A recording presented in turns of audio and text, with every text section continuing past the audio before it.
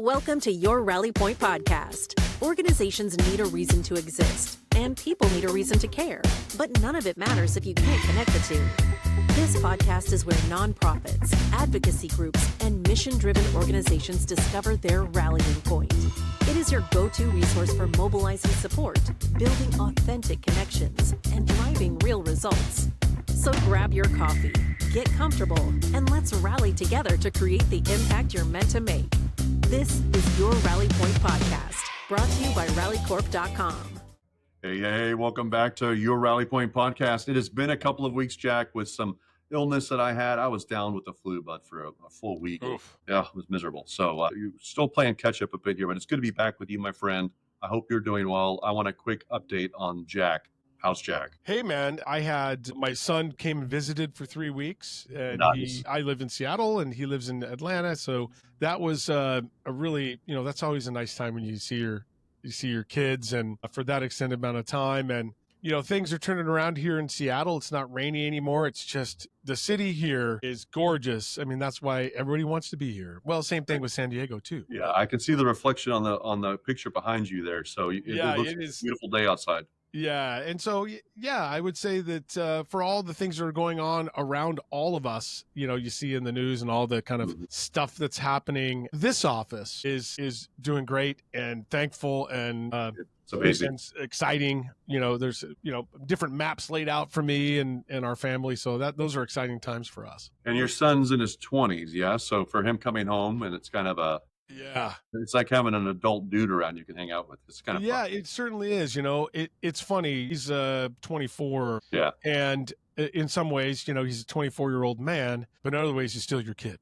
Yeah, exactly. And so you realize that as you're talking to him about like grown-up concepts, you realize he's seen a little bit of water under the bridge, pass under the bridge, but not as much as us, right? Well, my 20-year-old daughter is back at home. She's attending the community college here in San Diego. And then my son is soon to be 18 next month in June. And he is a senior in high school. So I am not far behind you. I'm going to call myself an empty nester anytime soon. But as he's growing up, it's fun to kind of see him blossom and be able to let them feed themselves sometimes, right? Your son ought to be graduating the next month or so, right? Yeah, he is. Yeah, he's just got a few hours left and then he's done. Wow, that's with high exciting. school. So then comes on. colleges, but yeah, no, it's great. And then I've got one other, but obviously I'm still at home that's younger. But all right, well, Jack, today's conversation, your Rally Point podcast, the idea here is that you can have the most incredible leadership and team and focus and vision, and it could be glorious. And you could even have a service or I'm going to call it a cause or nonprofit, but you could be doing something of good. Talk with organizations all the time. They're doing great work, right? Foundations that are doing research for all types of, everything from cancer to illnesses that you're born and, child-born illnesses. So you've got all these different reasons for being, but if you can't connect with people in real time and move them to act or rally them around your cause, you are in some serious trouble, right? Right. Yeah. I mean, we see this all the time, because we're business people in this whole texting thing, but we're also consumers, Once you've got me, give me something more. That's right. So in my job, and I know you do the same thing, but in our jobs, we see a lot of 90s. We pull a lot of 90s to look at the revenue breakdown, right? So we see a lot of foundations, a lot of grants, a lot of pass through, which is great. Yes. We're thankful for that. That provides a lot of programs and services. I also often will see a line item literally called programs and services. So a lot of nonprofits have figured out how to monetize to some extent some of their work, their programs and their services, right? So that's a huge moneymaker. I know we work with a ton of YMCAs, the Salvation Armies, and organizations, Croc Centers, from coast to coast. And so a big moneymaker for them, of course, they're raising $1 million or $2 million a year in fundraising, but a lot of it is, child registration, childcare, memberships to the gym. Yeah. I'm a Y member. I swim, with the masters there. So we get a lot of, we see a lot of different breakdown in revenue. And today's episode, what I want to focus on specifically is that portion of, for the lack of a better word, the income statement, or we'll stick with the theme 990. But if you're running an income statement or a profit and loss report or a P&L, we're talking specifically about the revenue that is, for lack of a better word, consumer facing, where you're going to take someone who's going to sign up for the gym membership and then renew hopefully month in, month out, year in, year out, right? I think I was looking the other day, I've been a YMCA member since I joined in Dallas in 2004, 2005 or so. So is that 20 years? Almost 20 years? It's a lot of dues Wow. I'm paying, man. Yeah, it is. It is. And if you would have walked up to me when I signed up, if I had been in a position to do it and they said, hey, 20,000, get a lifetime membership, I probably would have done it. But I'd be a lifetime member in Dallas, not in San Diego. So that might be a problem. Yeah, that's true. But I'm happy to pay my dues because I use the facility. I think it's great. But every now and then a credit card doesn't renew or something happens and they have to run down the members or what have you. So today's focus will be primarily on the consumer side. And then Jack, we've talked about this before, but you do some consulting. So tell us a little bit about your consulting work and the kinds of clients you take on. And I want to talk specifically around the consumer aspect of texting. Yeah, it's an interesting thing, and kind of my soapbox on the whole text industry is that texting hasn't changed in like 20 years. I mean, honestly, the format, the technical requirements and things really haven't changed, and it's still the most understood or misunderstood. Excuse me, It's the most misunderstood technology that companies go out and look at. Like if you, and I think I've said this before on this podcast. If you were to walk into a big room of a well-known brand, let's say you walk in and you pick out a consumer brand, Stanley, okay? Like Stanley or Tools, yeah. Harbor Freight, okay? And you walk into Harbor Freight's headquarter offices, they sell, across the country, I don't know, 250 stores or something. They sell tools and things like that to people like us. And you were to say, hey, who manages our website?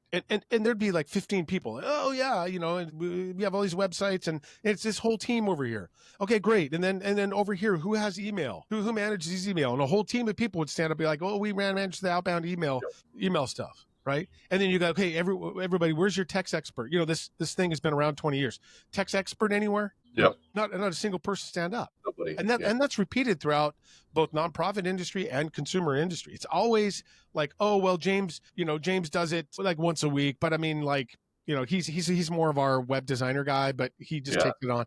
It's never become a priority. And it's never, is it that it's not a priority so people don't choose to learn about it because it's just not habitual, like email or website stuff?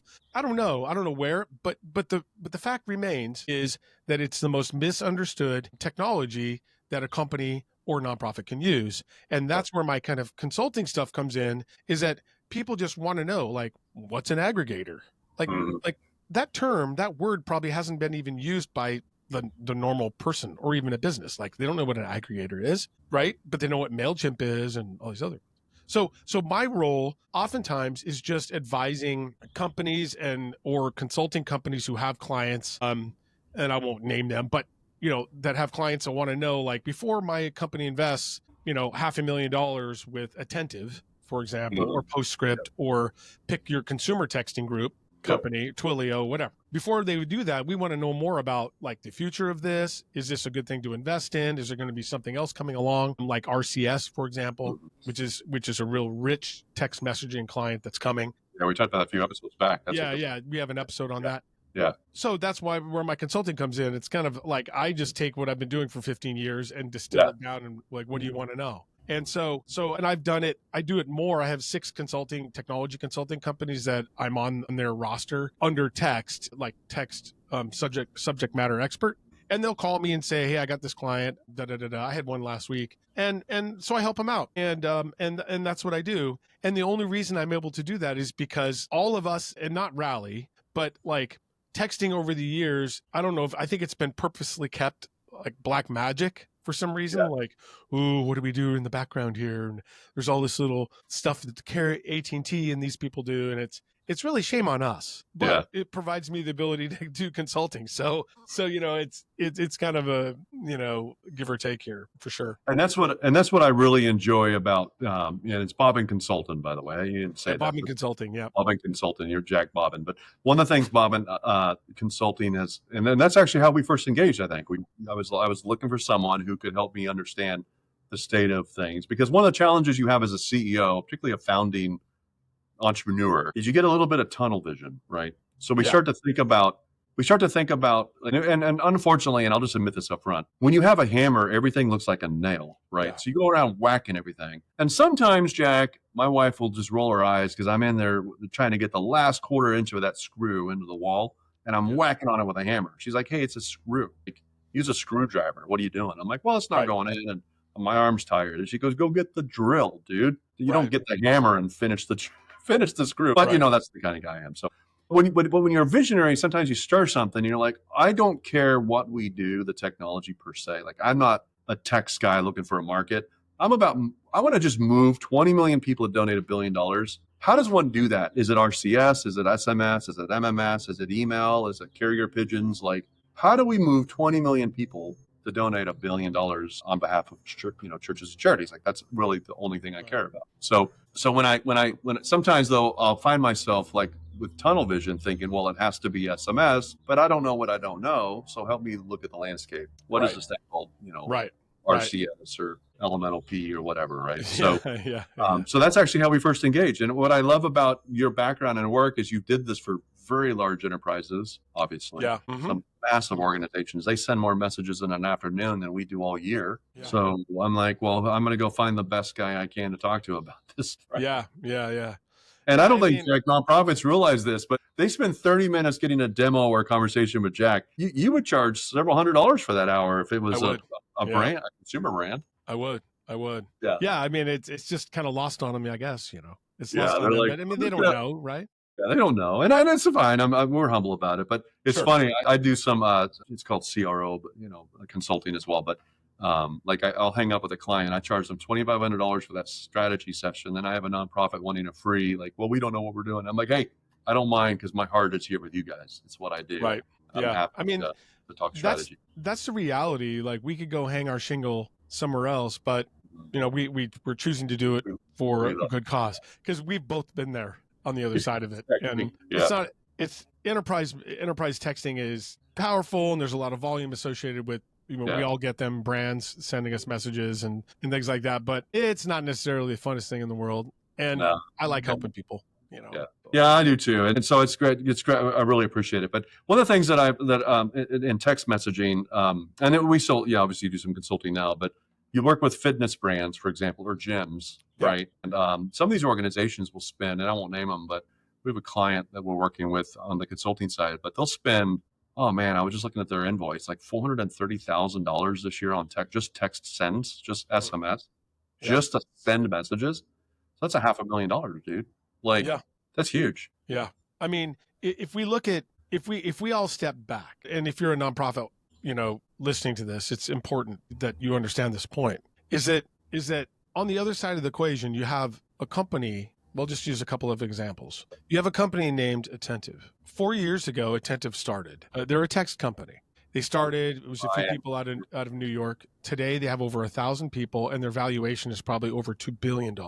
Yeah, it's crazy. And then you look at a company like Postscript. They're probably number 2 in the consumer texting space. And Postscript is they're quite a bit smaller than Attentive. I don't know what their numbers are, but it's a lot.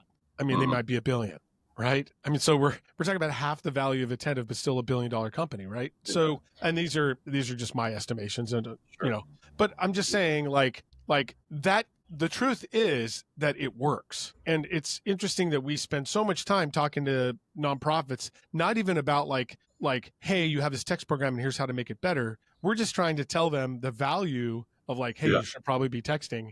Yeah. And when 5 years ago, consumers got it. And consumers are the same people that are working at the nonprofits. So they'll sign up, nonprofit people, staff will sign up for messages from brands they love and their doctors and delivery notifications for Amazon shipments, but they're somehow second guessing, like, is this right for us? And it's kind of an interesting juxtaposition, right? Is that we're always, nonprofits love y'all, but we're always pulling them forward into technology.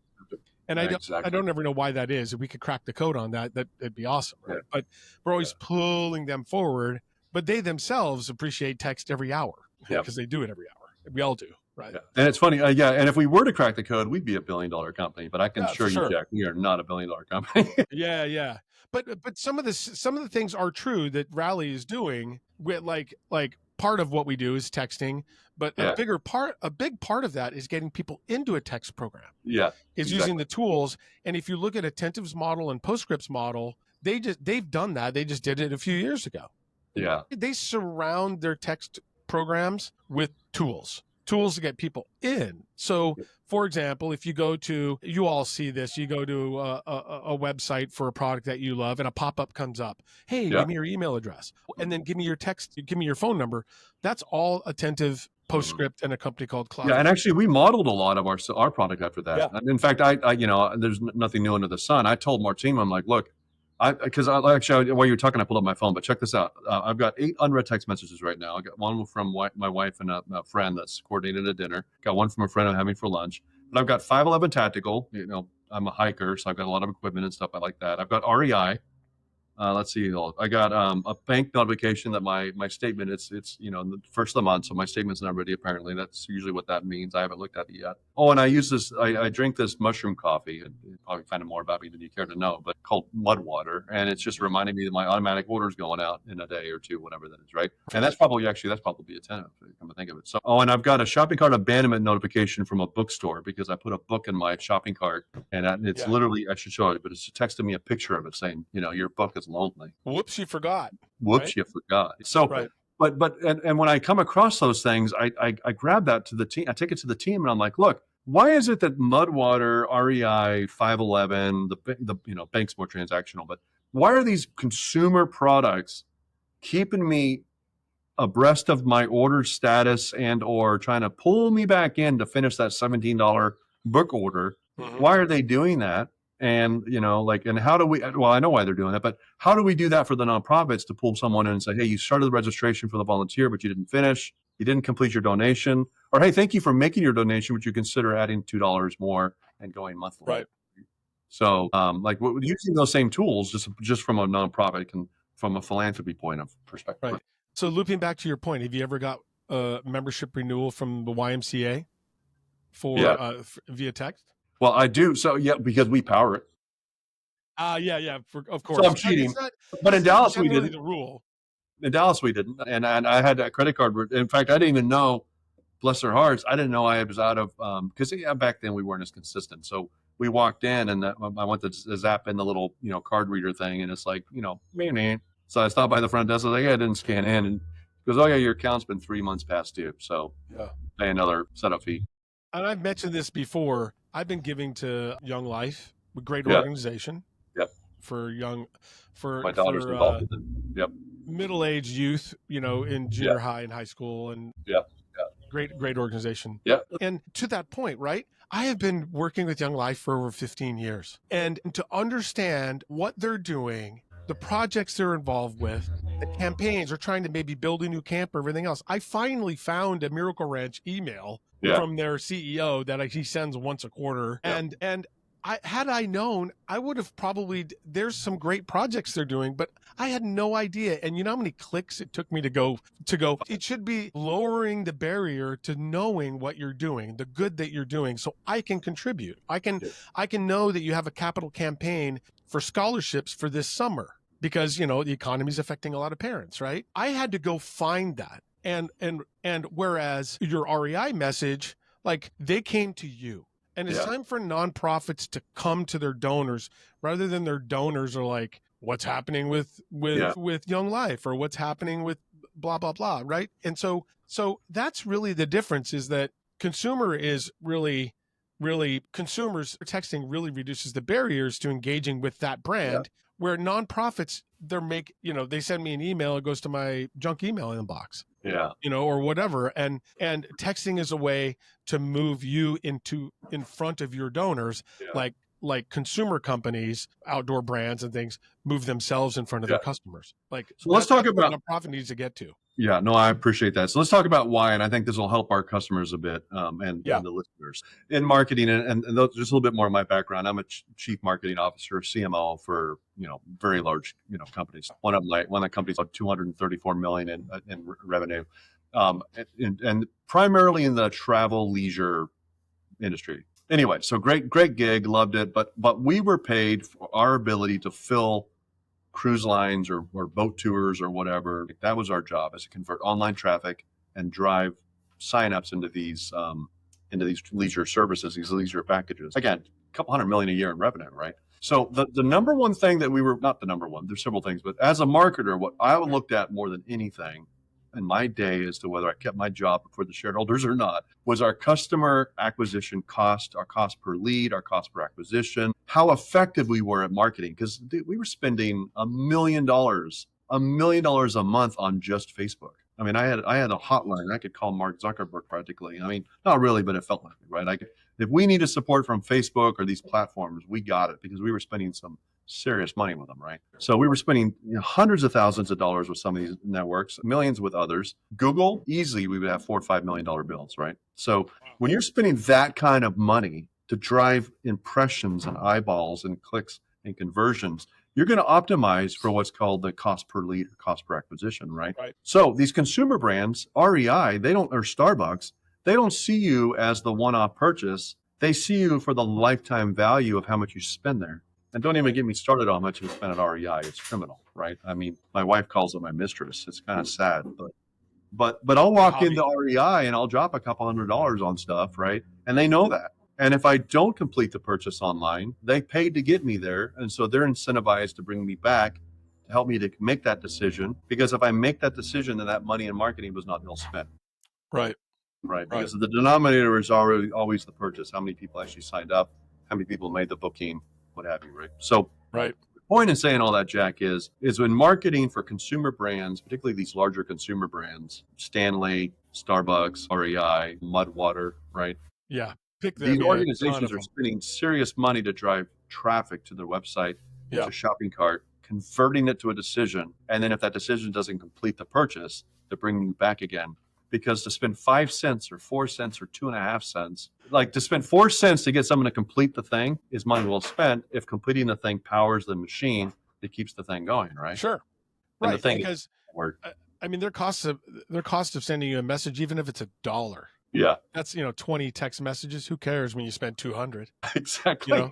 I mean, and I look at a nonprofit. I have an elderly father that I see, and he started giving to a few nonprofits, and now he's got stack every week of nonprofit stuff. Right? A nonprofit will send him a blanket or a pocket knife tool. Yeah, or a series of birthday cards. He got 25 birthday cards yesterday, just blank ones, and he puts them in his drawer. He's stacking up, and they'll send him all that with no way to track whether my dad opens it, throws it away, whatever. They'll do that, but they won't spend 25 cents on 5 or 8 messages. I know, but they'll spend $1 on this or more, like this little school, which I actually really love their approach. They send him a blanket in a big package. That's probably $5, and my dad's never given to them. But you won't spend 25 cents on five great messages that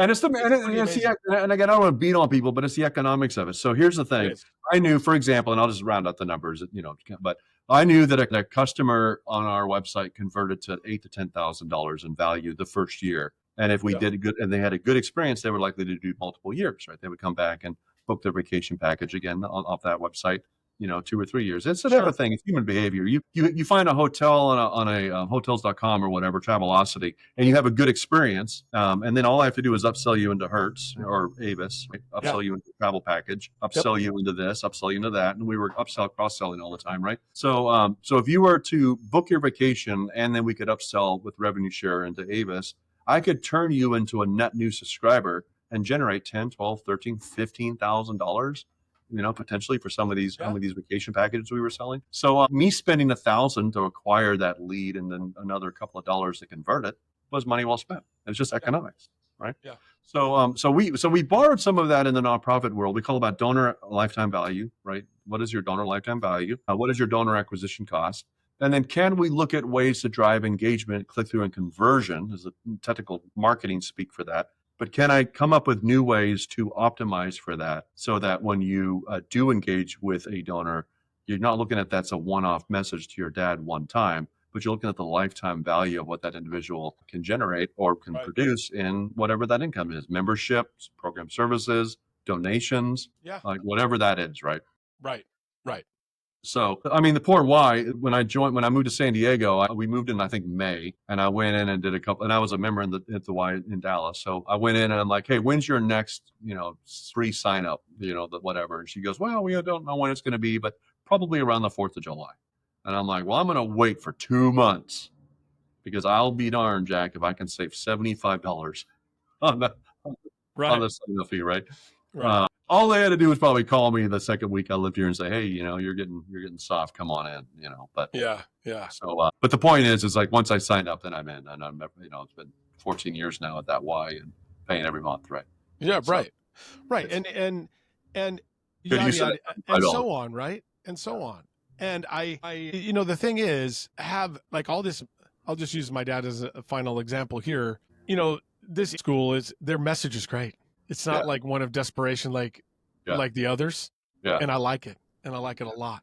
But I get there's little black and white pictures of the kids that were graduating this year. It's like 36 of them graduating from high school. I thought it was amazing, but I want a video. And I want to go to their website and I want to sign on so I can show my dad, like, hey, if you want to give to them, this is what it looks like, or put the YouTube video up on his TV. That's what I want to do, but I have to go on the hunt for that. Yeah. And I know that's I looked up the nonprofit. They're a $5 to $7 million nonprofit. Do that. So I can finish the idea and the thought and the care that you want me to give to you. And it's like that for a lot of nonprofits. It's like, let's put the exclamation point on it. Mm-hmm. Come to me with what I love about you. Yeah. Don't make me, and I just don't have the time or effort to go search out all this. I wish they would. So. Well, we'll wrap it with this, but my heart is what I would encourage nonprofits to do. And listen, some just aren't going to do it, and that's fine. But what I would encourage you to do is to break down and look at the communication spectrum of how you're reaching out and communicating with people, and look at your marketing cost. And if you feel like you're spending money on marketing communications and you're not able to track that back to a decision point, then engage either through Bobin Consulting, Jack Treg, or come through Rally and get a free, 30-minute conversation and talk strategy. But the idea is like, can we take some of these same ideas for the travel company, or I worked for a fitness company for a while, but like this, if we can take these consumer-facing strategies and redeem them, for lack of a better word, but move them to philanthropy to move people, and that's ultimately what converted me. Is like I could help hamburger chains sell more hamburgers, or travel companies sell more travel. And I loved being in leisure, and I enjoy the fitness. Like I like that. And I've got a client now we're helping with, construction kind of work, but I don't mind that work. But man, my heart is like, let's get the nonprofits. Let's 20 million people to donate $1 billion. Let's look at the most effective channel to do that. And let's move them to act on their phone. That's where your donors are. They're on their phone. Yeah. No. And that, my final thought mirrors that. It's like, if you're in nonprofit and you're getting consumer texts, there's a reason. Yep. And they've laid the groundwork for all of this. They spent billions of dollars figuring all this out. Thank God. So nonprofits can go look at that and go, I see what they're doing here. Well, I'll say one more thing here about this, and this is actually good news. Of the 8 unread messages, one was a cancer organization that was on our platform, and then I've got another one just came in from a group. It's kind of a prayer chain kind of thing. I like getting those. Excellent. Kind of but yeah, I mean, and I got an urgent support request from a group that is concerned about something in legislation. So they want me to click a link and send a note to my congressperson advocacy, I suppose. Well, Jack, it's always a pleasure. Folks can stop by rallycorp.com and mash that coach button. We do provide real-time coaching. I am starting back up next month. I'm grateful for this, but we are starting back up our webinar series. We took a little bit of a break. Frankly, we had a ton of growth, and we were just consumed with getting some things rolled out. We just rolled into our product a new AI tool, so you could literally type in the field, I want to work with volunteers. What do you suggest? And it will scrape and pull in hundreds of blog posts and articles and playbooks that we've written over the years. So our job is to help you think about the bite-sized chunk, but we want to make it simple. It's just about getting a gratitude message out there and then looking at your own phone for some inspiration on how brands are communicating with you and how we can turn that into some messages to communicate with your donors, because there's a lot of noise out there. We want to cut through and get that signal. Yes, there is. And then work with someone who has worked with organizations who spend more on marketing than we've ever probably made. Right. I like it. All right, Jack. Thanks, my friend, for the time. And so rallyquip.com or text coach to 24365, and we'll see you in the next episode. Right on. Thanks, James. All right, buddy.